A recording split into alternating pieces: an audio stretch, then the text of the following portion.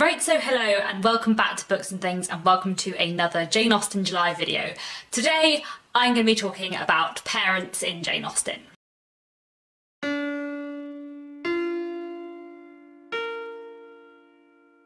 So this video is in fact the first in a three-part series, I guess. I was going to make one video about family in Jane Austen, and then I realised that I had way too much to say, so I'm going to make 3 videos this week about family in Jane Austen. Today I'm going to be talking about parents in Jane Austen, on Wednesday I'm going to be talking about siblings in Jane Austen, and on Friday I'll be talking about extended family in Jane Austen. That's the plan anyway, we'll see how it goes. I'm going to try and make these videos spoiler-free where I can. I think today's one on parents should be spoiler-free. I think I can make this video and say everything I want to say without any big spoilers, but my next video on siblings I think I'm going to have to spoil some things. However, I am going to be talking about 7 works by Jane Austen, her 6 main novels, and her novella Lady Susan as well. So today I want to talk about parents in Jane Austen and their role in Jane Austen's works. I have found it really interesting to think about the role of parents in Jane Austen. There are not very many positive parent figures in Jane Austen, in the same way that, as I have mentioned before on this channel talking about Jane Austen, there are not very many positive portrayals of married couples who've been married a long time in Jane Austen. Her books all end with marriage and the assumption that the couples who have got married will go on to have children and be parents, and yet there aren't that many pictures in Jane Austen's work of happily married couples and of good parents. Quite a lot of parents in Jane Austen are absent or dead, and those who are not are often incredibly overbearing or neglectful, and usually not much in the middle. And there are several Jane Austen books in which it is one of the children who ends up taking on a more parental role within the household. We have overbearing parents like Mrs. Bennett in Pride and Prejudice, for whom the role of her life is to get her children married. She is incredibly obsessed with getting all her children married and wants to interfere with their lives as much as possible. And a rather different example of an overbearing parent, also from Pride and Prejudice, is Lady Catherine de Bourgh. Younger parents featuring in Jane Austen's books are often overbearing too. Isabella from Emma is always obsessed with her children's health and always worrying about them, and Mary Musgrove from Persuasion is very similar as well. And another overbearing mother figure would be Lady Susan from Lady Susan, whose daughter is basically terrified of her, who is obsessed with getting her daughter married in the most advantageous way possible. It's interesting, I think I've described Lady Susan before as like Caroline Bingley but older, but actually, thinking about it now, I feel like what Lady Susan actually is like a terrifying cross between Caroline Bingley and Mrs. Bennett. And then what would happen if you put those 2 people together? It's just terrifying. Or the Churchills in Emma, who are Frank Churchill's surrogate adopted parents, who take up a lot of his time and control a lot of his life. Or we have Mrs. Ferris from Sense and Sensibility, who is desperate to control her son Edward's marital and career prospects. I think you would possibly also argue that Miss Bates in Emma, who is a sort of surrogate mother figure for Jane Fairfax, is also a little bit overbearing. You know, she's constantly talking about Jane, trying to tell everyone about Jane, trying to make sure Jane is okay, in a slightly overbearing way. Then we also have the neglectful parents, like Mr. Bennett in Pride and Prejudice, who doesn't really care that much about his daughters. Also Thomas Bertram and his wife Lady Bertram in Mansfield Park, who again don't really care that much about what their children do and don't really know them that well. Or General Tilney in Northanger Abbey, who seems fairly absent. Or Sir Walter Elliot in Persuasion, who doesn't seem to care that much about his daughters, or certainly if he does, he only cares for Elizabeth and not for Anne. Or even Mr. Weston in Emma, who is presented really positively in many ways, but also was quite happy and very casual and relaxed about the fact that some relations wanted to take his son and bring him up. He very rarely sees his son Frank Churchill, and though he cares about him very much, we also see that he has not had a very large parental role in Frank's life. I have just noticed, going through those lists, that in general the overbearing parents are mothers in Jane Austen, and in general the neglectful parents are fathers, which is quite interesting. I feel like that probably plays quite a lot into gender roles and gender stereotypes at the time. And then we also have the hopeless parents, of which there are a few, such as Mrs. Dashwood in Sense and Sensibility, or Mr. Woodhouse in Emma, or Fanny Price's mother in Mansfield Park. These 3, they're not neglectful in sort of not caring, but they just don't really know how to be very good parents, and in general it ends up being their children that look after them instead. And then as well in Austen there are a lot of absent parents. 2 of Jane Austen's heroines, Fanny Price in Mansfield Park and Catherine Morland in Northanger Abbey, have two parents living, but their parents are absent for the vast bulk of the book. And in Persuasion too, Anne Elliot is separated from her father for quite a lot of the book, which I think really contrasts to Pride and Prejudice and Sense and Sensibility and Emma, where I think the parents play a bigger role in the story and are kind of present for much more of the book. Yes, in Sense and Sensibility and Pride and Prejudice, our heroines do travel apart from their family for bits of the book, but I feel like Mr. and Mrs. Bennett and Mrs. Dashwood have a much bigger role in the story than the parents in Northanger Abbey, Mansfield Park or Persuasion. And then Emma is very different. Emma's father is constantly present and is a huge impact on her life, her everyday life, and her decisions as well, and is a really important character within the book who is sort of always there. And then of course there is Lady Susan, in which the main character, our anti-heroine, is a parent herself, which I think is really interesting. She's not a great parent, and also while I have classed Lady Susan as an overbearing parent, I would also like to class Lady Susan as a neglectful parent, because she's sort of overbearing in some ways and incredibly neglectful in other ways. And then we also have a lot of parents in Jane Austen that have died. It's interesting that all of the Jane Austen heroines in her 6 main novels have at least one parent living. Lady Susan does not have any parents living, but Lady Susan is quite a different work from the rest of her books. But while most of the female leads in Jane Austen have one parent living, that's definitely not true of the male leads in Jane Austen. I'm going to name you some orphans in Jane Austen who have lost both their parents: Mr. Darcy, Mr. Bingley, Mr. Wickham, Mr. Collins, Mr. Knightley, Mr. Willoughby, Colonel Brandon, Captain Wentworth, Jane Fairfax and the Crawfords. I think the Steele sisters in Sense and Sensibility are also orphans. I don't feel 100% confident on that, and I tried to look up and couldn't find it, so we're gonna put them vaguely in that list. It's interesting how many orphans there are in Jane Austen, and obviously partly this is a life expectancy in the early 19th century thing, but I think it's also partly a plot convenience thing, so that not every single character needs a family unless they are required for the plot. And I think it's also a sort of money and inheritance thing, because within the early 19th century, for many men of the class that Jane Austen is writing about, if their father was still alive, then they wouldn't be financially independent if they were the eldest son. So for example, if Mr. Darcy's father was still alive, then Mr. Darcy would not be the Master of Pemberley, his father would be.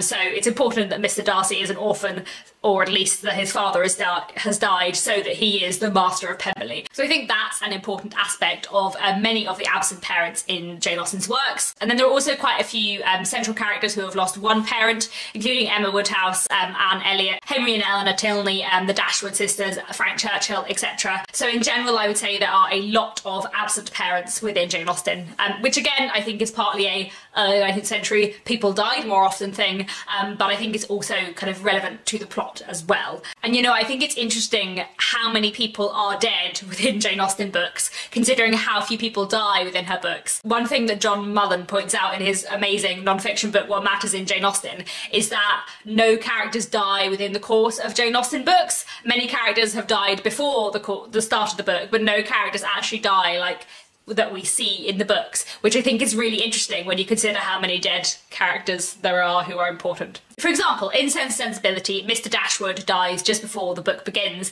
but his death is sort of the catalyst for the whole plot. His death is what means that Eleanor and Marianne and their mother have to leave their home.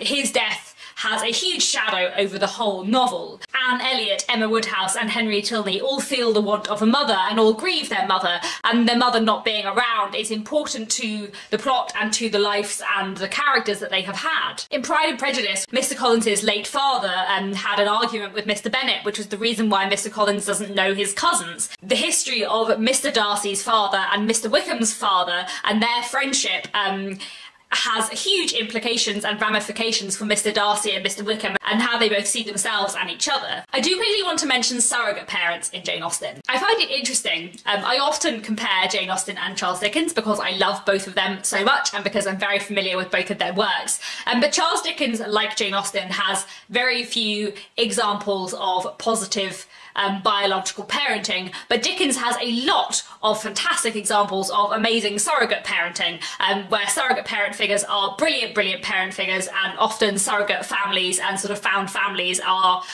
more effective and better than traditional nuclear families. families. However, while Jane Austen is pretty down on parenthood and there aren't many great parents in Jane Austen, there's not that many great surrogate parents either. If I think about the surrogate parents in Jane Austen, people that spring to mind are Lady Russell from Persuasion, who is the person who persuaded Anne not to marry the man that she loved. Miss Bates in Emma, who means well and is lovely, and I really like Miss Bates, but I think it's fair to say that Miss Bates doesn't always know how to help Jane Fairfax in the best way. She's constantly talking to everyone about Jane Fairfax, which Jane Fairfax, as a very reserved and shy person, probably doesn't really enjoy. Mr. and Mrs. Gardiner in Pride and Prejudice, I think, are really good surrogate parents to Elizabeth and Jane, and they help them a lot, but they also don't seem like especially bothered about their own children, and kind of leave their own children at Longbourn to go on a holiday with Elizabeth for quite a bit of the book, which I think is really just a time period context thing, but it does still feel a little bit odd to me. Or then we have Fanny Price's surrogate parent figures in Mansfield Park, her uncle and aunt Sir Thomas and Lady Bertram, and her other aunt Mrs. Norris, all of whom are the worst surrogate parent figures. Sir Thomas and Lady Bertram are terrible parents of their own children as well, but them and Mrs. Norris are just terrible surrogate parents to Fanny Price. Lady Bertram may be fond of Fanny, but she's not very good at promoting Fanny's interests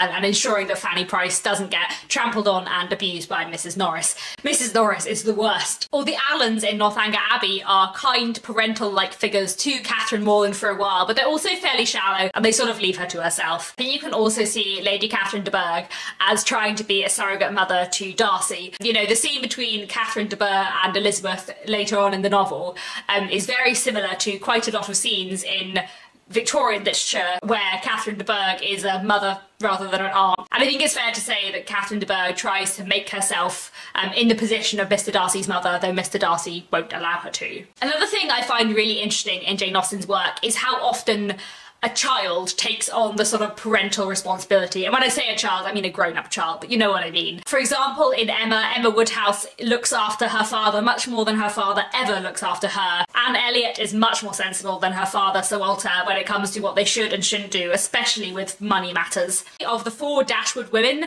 the leader of the family is not Mrs. Dashwood, the mother, it is Eleanor Dashwood, the eldest daughter. She is the one who looks after them and tells them what is sensible and, you know, where they should live and what they can afford to do. She is the one who looks after the family. She takes on the parental responsibility. Elizabeth Bennett in Pride and Prejudice often tries to keep her sisters in check as much as she can, and at one point sort of speaks out to her father saying, you need to do more to control Lydia and Kitty, and her father just won't listen because he doesn't really care. But at that moment, Elizabeth kind of takes on that caring role over her sisters that her father is unwilling to have. And of course we have Mr. Darcy, who isn't taking on a parental role towards his parents but towards his sister, and who talks about having been more like a father than a brother to his sister Georgiana. We have Fanny Price in Mansfield Park, who is a much more sensible, rational person and much more efficient person than her mother ever has been. And I think throughout Jane Austen's books we see the effects that bad parenting can have.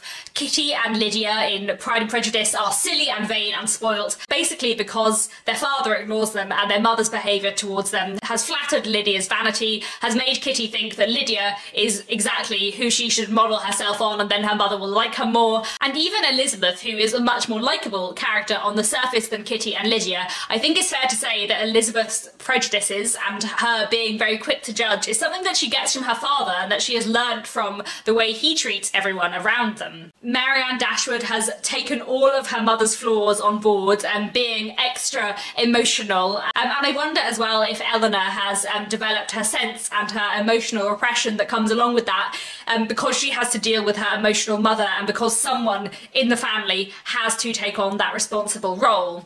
In Mansfield Park we see that Julia, Maria and Tom Bertram are all incredibly selfish, conceited and vain, basically due to a mix of neglect and spoiling from their parents. Julia and Maria are so afraid of Sir Thomas that he just doesn't know what they're like at all. He just doesn't know his own children. And we also see how Mary and Henry Crawford have been shaped by growing up as orphans, but also by having as their main parental figure their uncle, the Admiral, who was not a good man. And surely Emma in Emma Woodhouse wouldn't be half so spoiled and selfish if she hadn't been brought up by her father, who in part like flatters her and believes her perfect in every way, but also who relies on her hugely and has a massive dependency on her, which has made her always feel a great sense of her own consequence, because she is of huge consequence within her father's life. And in Persuasion, we see how Mary and Elizabeth, Anne's sisters, have been shaped by their father. And then, of course, in Lady Susan, we have Frederica, Lady Susan's daughter, who is terrified of her mother, and this has completely shaped her character, making her meek, quiet, shy, basically incapable of having a conversation with anyone because of the way her mother has broken her. Like, throughout Jane Austen, we see these examples of terrible parenthood and the effect that it has on children, which is really interesting and something I have not really thought about very much before, but goodness, there are a lot of terrible parents in Jane Austen.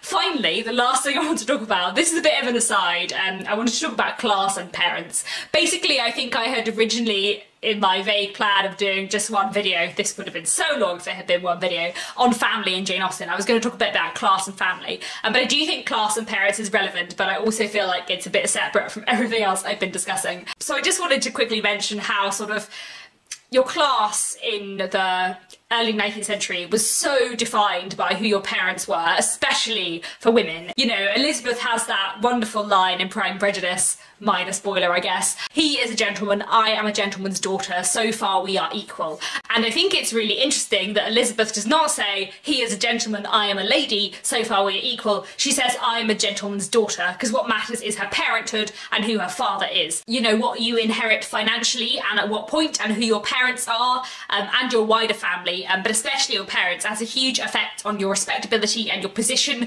within society within the Regency period. And it's not just to do with money and finance and class. Elizabeth and Jane are sort of judged by the fact that their mother is a little bit vulgar, basically. Elizabeth and Jane, who constantly act incredibly respectably, are looked down on because their mother is not considered fully respectable, which I think is really interesting. And if you think about how many bad parents there are in Jane Austen, it feels very sad that many of their children are judged by their parents. I think that's all I wanted to say today. I hope this has been an interesting video and a little survey of parenthood in Jane Austen. I love Jane Austen a lot, as you know. I'm finding this subject really, really interesting. There's a lot of terrible parents in Jane Austen. I haven't found many good parents. If you've found any good parents in Jane Austen who have an entirely positive effect on their children, please let me know. I'd be interested. But apart from that, that's all for today. And I'll be back on Wednesday to talk about siblings in Jane Austen. So thanks very much for watching, and I'll be back very soon with another bookish video.